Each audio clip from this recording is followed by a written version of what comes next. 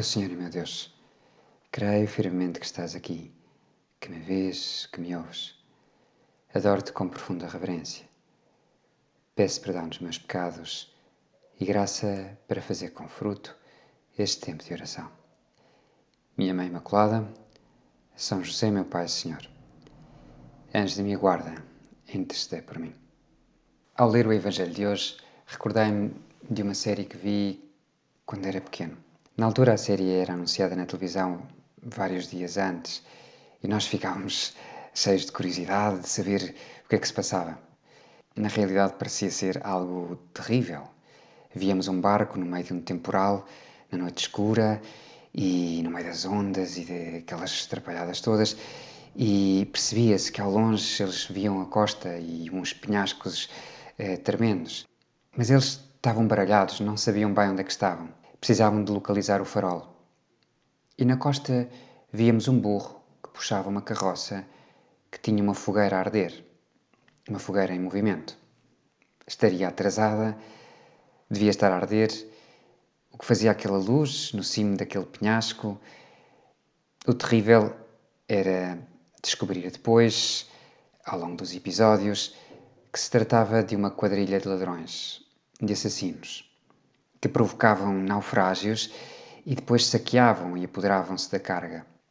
E afinal, aquela luz que devia guiar, que devia assinalar onde estavam os obstáculos e o perigo, estava desviada noutro lugar, enganando e levando os marinheiros a pensar que estavam noutra posição e a embater contra os penhascos.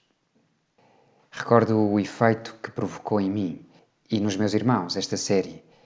Como era possível? Como é que se pode ser assim tão mau? Aproveitar-se da fragilidade das pessoas, de um momento de necessidade. Não digo o nome da série porque agora os mais novos são super sensíveis ao spoiling e francamente acabo de fazer um spoiling total da série e do livro que é melhor ainda do que a série e que eu li uns anos mais tarde, bastante mais tarde. Jesus, tu, ao contrário de mim e dos meus irmãos, quando éramos pequenos, pareces estar conformado com esta maldade que afeta a natureza humana. Porém, imagino o tom de tristeza com que o dizes hoje no Evangelho. É inevitável que haja escândalos, mas ai daquele que os provoca. Melhor seria para ele que lhe atassem ao pescoço uma mó de moinho e o atirassem ao mar, do que ser ocasião de pecado para um só destes pequeninos. Tende cuidado. Escândalo, na Sagrada Escritura, tinha este sentido, que se entende bem nesta frase de Jesus, ser ocasião de pecado. Não investiguei, mas parece natural que tenha derivado para o uso que agora lhe damos, precisamente porque nos admira, porque nos deixa chocados ver alguém levar outras pessoas a pecar. Eu de pequeno fiquei chocado ao ver aqueles homens a provocarem naufrágios e depois a afogarem as suas vítimas na praia para as roubarem. Tu, porém, Senhor, pareces conformado, triste, mas conformado, e avisas-nos, ai daquele que os provoca. De facto, a imagem que utilizas é bem forte, uma mó de moinho atada ao pescoço e ser lançado ao mar. Jesus utiliza palavras fortes, porque quer que entendamos que estamos a brincar não só com a nossa alma, mas com a dos outros, aqueles que nos rodeiam, aqueles que por alguma razão podemos levar a pecar. É grande a responsabilidade. Podemos pensar na típica expressão de se ele faz isto, não deve ser assim tão mau, e ele até é católico. E se calhar até podíamos dizer, e até houve os 10 minutos com Jesus. Quer queiramos, quer não, nós somos a luz do mundo, como nos disse Jesus. Não se pode esconder uma cidade colocada sobre um monte. Por isso, se copias nos exames, se dizes coisas que não são verdade, se falas mal nas costas, se não fazes a tua parte no trabalho de grupo, se andas no metro sem pagar, isso escandaliza. E escandaliza nos dois sentidos. Choca, admira negativamente E também pode levar algum a encolher os ombros e a fazer o mesmo. Naquela série, víamos aqueles marinheiros assustados no meio do temporal, a procurar uma luz que os guiasse. Que horror! Que horror comprovar que a luz que encontraram não só não as salvou, mas foi precisamente a causa da sua ruína. E ao rezar com estas coisas, pensei que pela tua cabeça poderá ter vindo a recordação, a triste recordação, dos abusos dentro da Igreja. Abusos realizados por padres, catequistas ou pessoas consagradas. Dói-nos muito saber essas coisas. Deixa-nos chocados. Não era suposto, de maneira alguma. Sentimos-nos traídos. E imaginamos, Senhor, quanto estas coisas te terão feito sofrer. Tu, Senhor, que te entregas nas mãos dos sacerdotes para abençoar o teu povo, como te sentirás magoado e atraiçoado? Nós hoje consolamos-te, dizendo-te que queremos ser solução. Queremos começar por purificar o nosso coração, por ser luz do mundo. Embora não somos nada, mas porque tu queres que o sejamos. Purificar o nosso coração, para que a Igreja seja purificada.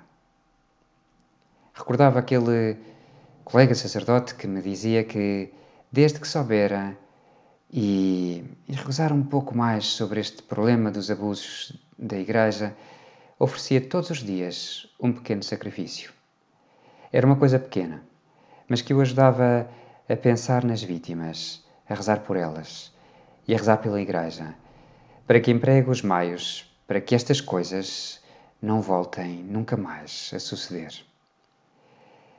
Podes pensar se ao ouvir estas notícias ficaste apenas bloqueado ou bloqueada, ou se depois dessa reação natural rezaste e te entregaste mais a Deus. Se procuraste compensar esse mal com mais amor a Deus e aos outros. Encontro-me fora de Lisboa, com um grupo de padres nos dias de formação, uns dias de estudo, uns dias assim para rezar com mais calma. E é uma ocasião fantástica para repor baterias. Aproveito para te pedir a tua oração pelo fruto destes dias, destas jornadas. Alguns destes sacerdotes são dos 10 minutos com Jesus. Ora, ontem fui com 2 deles dar um passeio pela praia, nos passadiços, ao final do dia, e vimos um pôr-do-sol fantástico. Passámos perto de um pequeno farol. Alguém comentou que aquele farol não dava apenas luz, mas também emitia som, e apontou para uma estrutura do farol. Era para o nevoeiro. Quando não se via nada, aquilo produzia um som para que os marinheiros soubessem que estavam perto da costa, perto do farol. Jesus hoje não nos fala apenas do mau exemplo. Pede-nos que corrijamos aquele que erra, que lhe falemos. Depois daqueles avisos, Jesus diz: se teu irmão cometer uma ofensa, repreende-o. Mas logo depois diz: e se ele se arrepender, perdoa-lhe.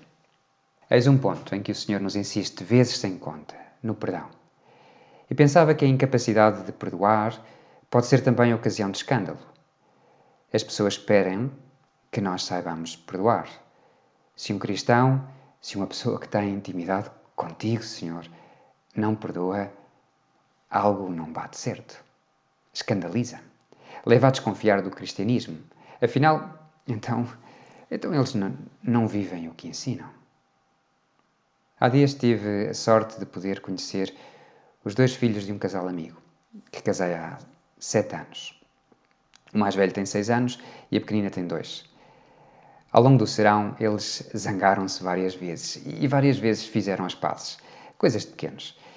E vi como os pais os faziam pensar e reagir e pedir perdão. Que giras as conversas da mãe com o mais velho, lembrando-lhe que a irmã é que era a bebê e que ele se tinha de comportar de outra forma. E como o rapaz pouco a pouco cedia e tudo acabava bem. Que bem nos fazem as conversas com Maria, nossa mãe. Como nos ajuda a perceber o mal que fazemos aos outros e a retificar, e a perdoar, e a pedir perdão. Dou-te graças, meu Deus, pelos bons propósitos, afetos e inspirações que me comunicaste nesta meditação. Peço-te ajuda para os pôr em prática. Minha Mãe Imaculada, São José, meu Pai, Senhor, anjo de minha guarda, intercedei por mim.